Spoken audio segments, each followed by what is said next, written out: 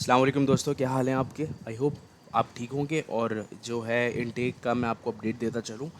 आज एक यूनिवर्सिटी जो है उसका अपडेट आपको देना चाह रहा हूँ। यूनिवर्सिटी ऑफ बलोना ये करंटली ओपन है फॉर 2023-2024 इनटेक के ऊपर।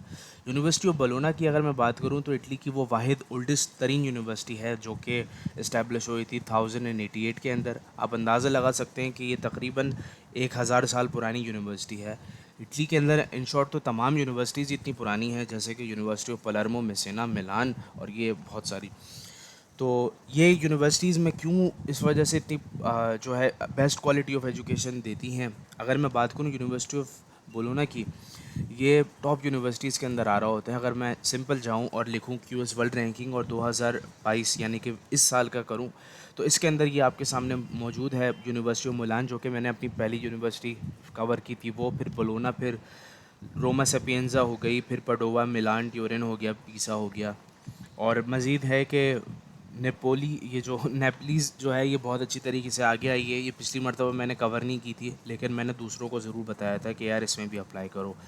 तो इंशाल्लाह मैं ये तमाम यूनिवर्सिटीज़ करूँगा। कोशिश है कि तमाम ही कर लूँ यार ताकि बच्चों को ना प्रॉब्लम ना हो। तो दोस्तों, अगर आप चैनल पर नए हैं तो आप चैनल को सब्सक्राइब करें ताकि मैं ऐसी वीडियोस बनाता रहूँ आपके लिए। तो सिंपल, अगर आप चाहते हैं कि यार कौन कौन सी यूनिवर्सिटीज़ ओपन है और आपको एडमिशन प्रोसीजर क्या है तो सिंपल आप यहाँ पर क्लिक कीजिए। जब आप इस पर क्लिक करोगे तो फिर आपके सामने जो है ये आपके सामने ओपन हो जाएगा। जब आप यहाँ पर कॉल फॉर एप्लीकेशन लिखा हुआ है, गाइडलाइन फॉर ओवरसीज़ लिखा हुआ है, आप सिंपल इनको खोल दो। ठीक है। तो ये दरअसल एप्लीकेशन यानी कि इंटरनेशनल स्टूडेंट्स ओवरसीज़ मींस के non you students outside of European union वालों के लिए ओपन हुई हुई है, यानी कि हम लोगों के लिए, in short if I say that. तो चले हम बात करते हैं कि क्या क्या इनके रिक्वायरमेंट्स हैं। लेकिन इट्स एन रिक्वेस्ट आपसे कि यार चैनल के सब्सक्राइबर थोड़े से बढ़ा दें क्योंकि बहुत ही कम सब्सक्राइबर्स हैं। 4000 तो कर लें इस बार। It's an humble request. तो ये document call for application open हो गया है। ये बहुत ही शॉर्ट में वीडियो बना रहा हूँ और अर्जेंट बेसिस के ऊपर, ताकि जो है ना यूट्यूब का जो कंटेंट है वो बिल्कुल डेड ना हो एकदम। तो अब ये है कि इसमें सारी चीज़ें इसके अंदर मेंशन की हुई है कि what is the admission procedure and financial contribution, यानी कि आपकी फ़ीस कितनी होगी और उनकी डेडलाइन क्या होगी। चलो पहले डेडलाइन ही बता देते हैं। फर्स्ट इनटेक जो ओपन हुआ है करंटली वो 12 अक्टूबर से लेकर 14 नवंबर तक है और इसका 11 ओ क्लॉक यानी कि इटालियन टाइम। पाकिस्तान की बात करूँ तो ये 3 घंटे पीछे है।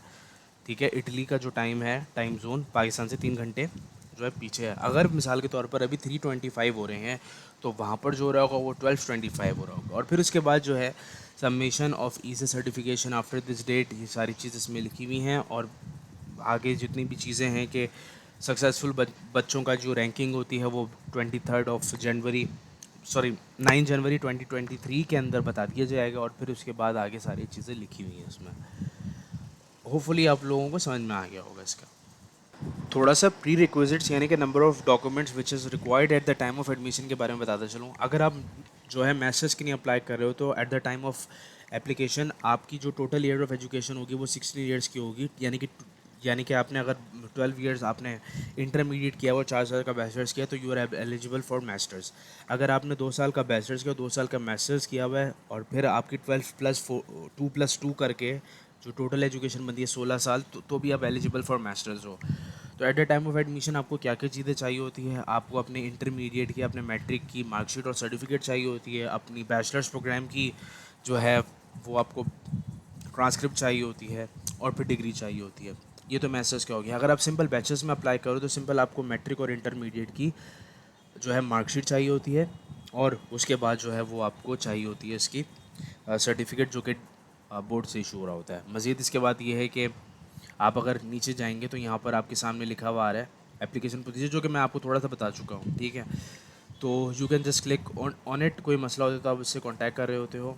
और मज़ीद ये है कि ये लोग लैंग्वेज सर्टिफिकेट्स के बारे में बात करते हैं आपसे। At the time of admission you don't need to pay any sort of IELTS. You can also apply by language proficiency certificate. और फिर उसके बाद Europass two letter of recommendation. और अगर आप यहाँ पर देखें कि इसमें ये लैंग्वेज स्किल्स का थोड़ा सा मज़ीद इसमें जो है वो एलेबोरेट करके लिखा हुआ है कि मिनिमम स्कोर्स कितने होने चाहिए वगैरह। और इतना सारा उन्होंने इतना बड़ा बड़ा लिखा हुआ है, लेकिन मैं आपको थोड़ा सा समराइज़ करके बता देता हूँ कि यार ये कह रहे हैं। कि भाई आपका जो है वो सिंपल मीडियम इंस्ट्रक्शन सर्टिफिकेट पर भी चल जाएगा। मैंने तो जितने भी अप्लाई किया था हो गया था। लेकिन बोलो ना, मैं एक याद रहे कि इनकी सीजीपीए बहुत ज़्यादा रिक्वायर्ड चाहिए होती है, 3.2 3.5 ऐसे करके इनका होता है।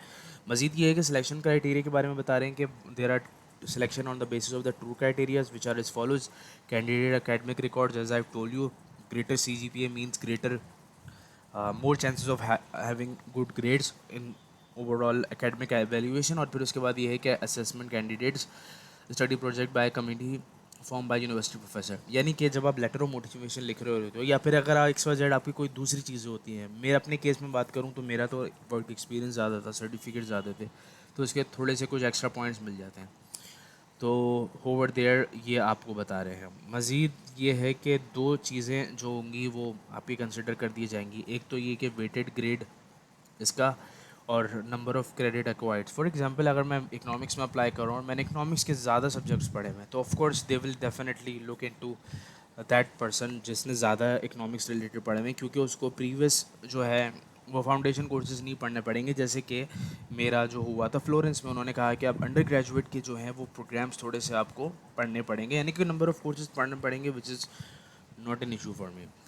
तो ये सारी चीज़ें इसके अंदर हो गई। टॉकिंग अबाउट कि फ़ीस क्या होती है यार, देखो इनकी ना फ़ीस कोई फ़िक्स नहीं होती। जैसे कि फॉर एग्ज़ाम्पल यूके, यूएसए और जर्मनी के अंदर सेमेस्टर कंट्रीब्यूशन फिक्स होती है कि भाई 350 यूरोज़ आपको देना। अब यहाँ पर लिखा हुआ है इफ़ समवन इज़ ए जो है लेस देन 13,000 यूरो होगा, तो उसकी जो फ़ीस होगी वो इस तरीके से होगी। आप देख लें, सारी चीज़ें इसमें ये लिखी हुई हैं। सो ये है सारी चीज़ें। ईज़ी का थोड़ा सा आपको बताते चलूँ। बेसिकली ये डॉक्यूमेंट है जो कि सोशल सिक्योरिटी बेनिफिट्स को हासिल करने के लिए रखा जाता है, और ये है कि वो आपको थोड़ा सा बताते हैं कि अगर आपकी फ़ाइनेंशियल कंट्रीब्यूशन जो होती है, आपकी फ़ाइनेंशियल कंट्रीब्यूशन मतलब ये हुआ कि आपकी ईयरली इनकम वगैरह ये सब कुछ, तो ये स्केल लिखा हुआ है। ये अभी तो खैर आपकी ज़रूरत नहीं है फ़िलहाल, लेकिन मैं आपको ऐसे ही थोड़ा सा बता रहा था मैं आपको कि क्या है इसके अंदर।